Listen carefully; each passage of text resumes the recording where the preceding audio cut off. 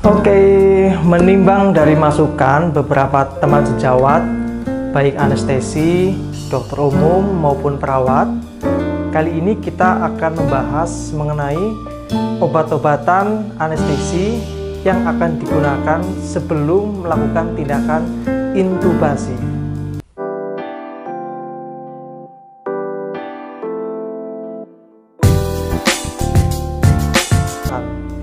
Sebelumnya kita harus paham ya bahwa pada saat seseorang itu diintubasi, prosesnya kan kurang lebih dia akan diberikan preoksigenasi, kemudian akan kita lakukan tindakan laringoskopi ya, dimasukkan bilah ya melalui mulut, dibuka mulutnya hingga akan menampilkan plika vokalis, di mana kita akan menargetkan memasang atau meninsersikan selang endotrakeal melalui plika vokalis tersebut.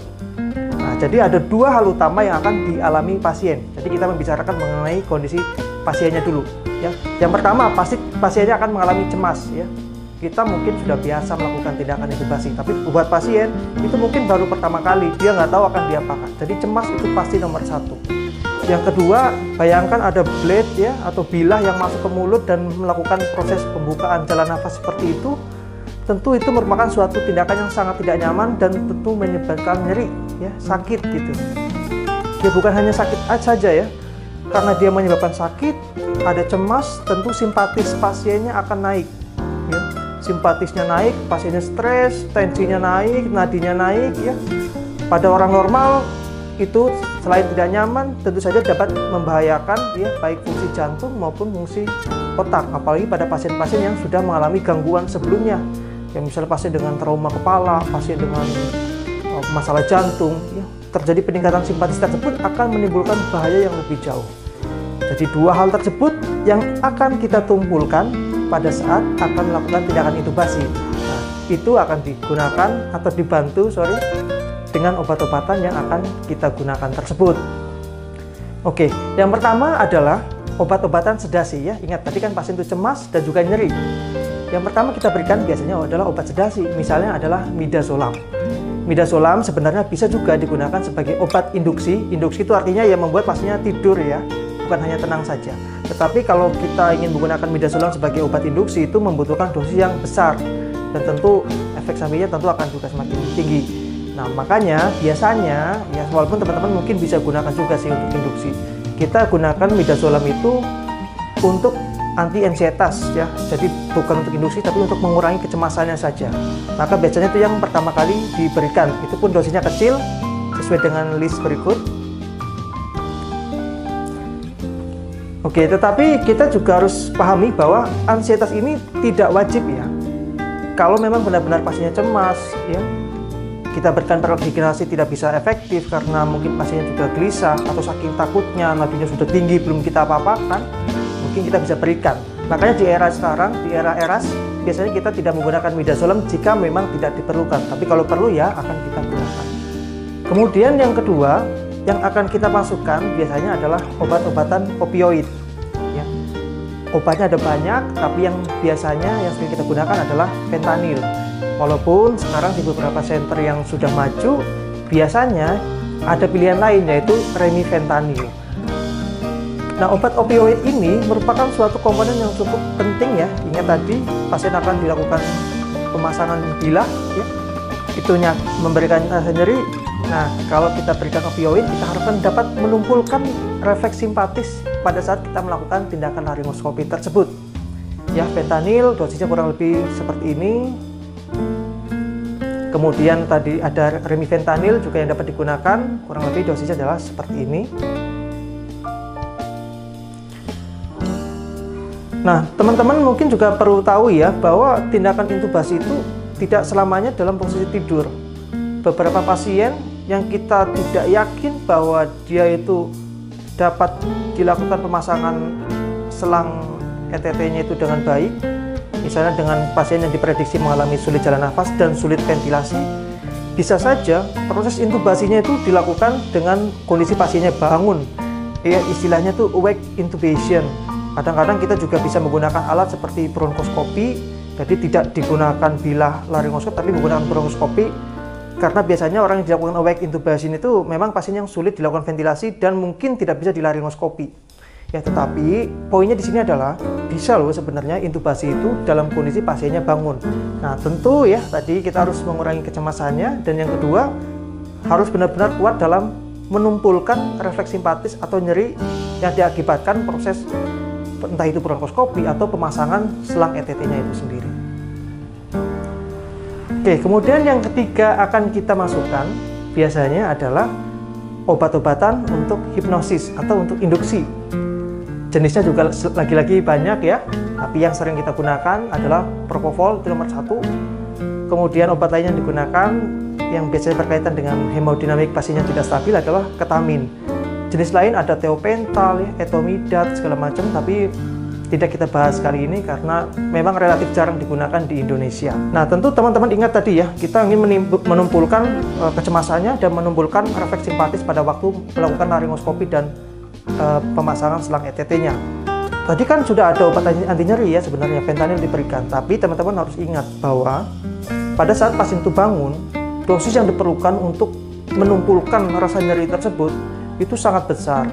Nah, itu akan ditingkatkan efeknya ya, seperti teman-teman ingat ya, efek obat anestesi itu biasanya saling membantu. 1 tambah 1 bukan jadi 2, bisa aja 1 tambah 1 bisa jadi 5. Nah, disinilah peranan dari agen sedasi atau hipnosis gitu ya.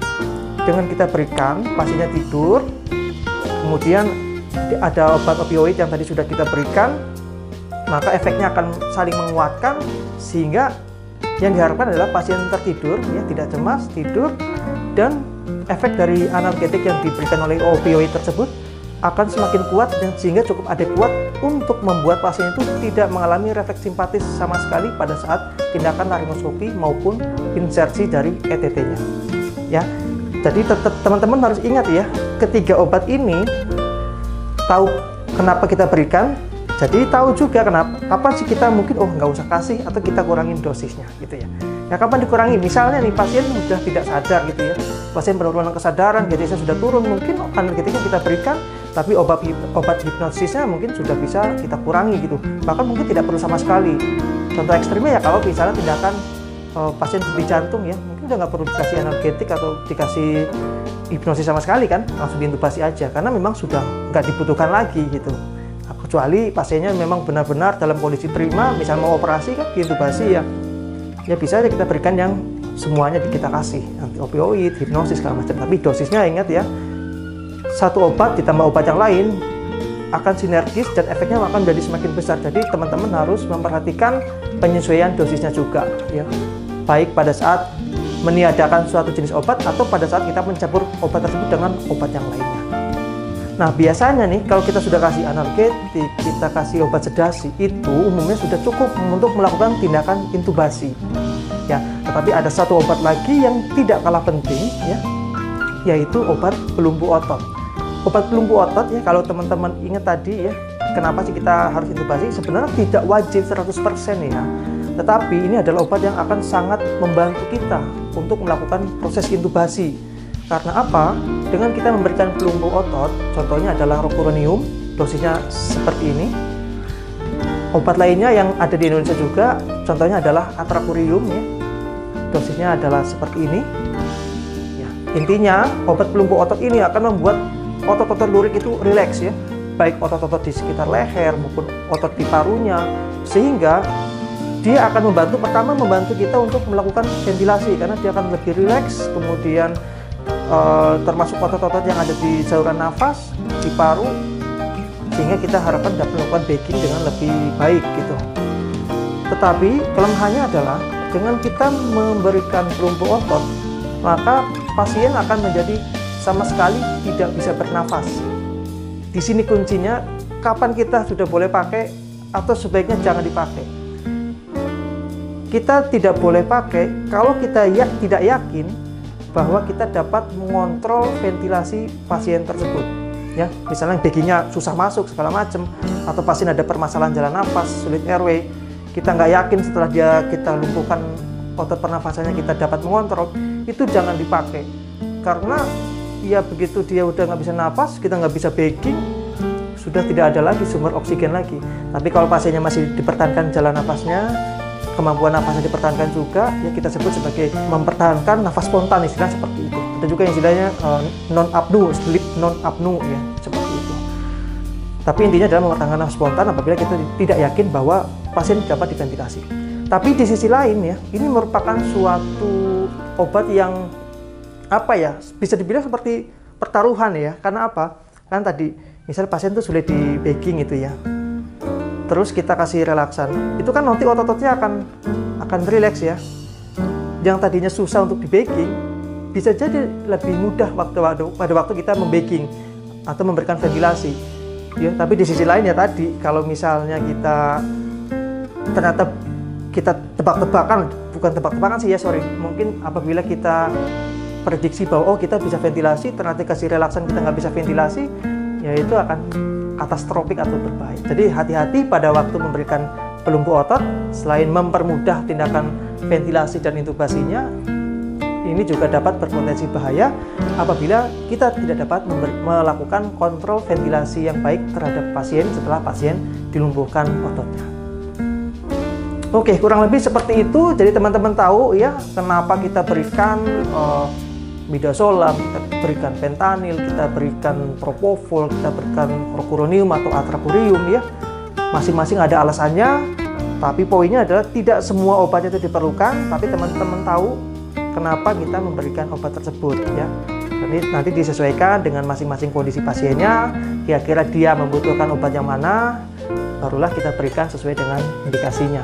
Tapi teman-teman jangan lupa prinsip satu lagi, selain obat-obat kita itu saling sinergis, juga harus diberikan secara titrasi, sehingga kita harapkan dapat melihat efek-efek yang terjadi dari obat yang kita berikan, sehingga kita dapat mengontrol apabila ada efek samping yang muncul.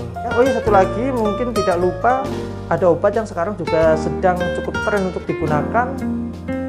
Dulu juga sebenarnya sudah direkomendasikan ya, cuma sekarang sedang dikembangkan lagi pemakaiannya karena sering orang melupakan, yaitu obat lidocaine. Lidocaine itu merupakan obat yang sangat penting ya, dinilai untuk dapat menumbuhkan refleks batuk dan refleks simpatis atau nyeri pada saat tindakan intubasi.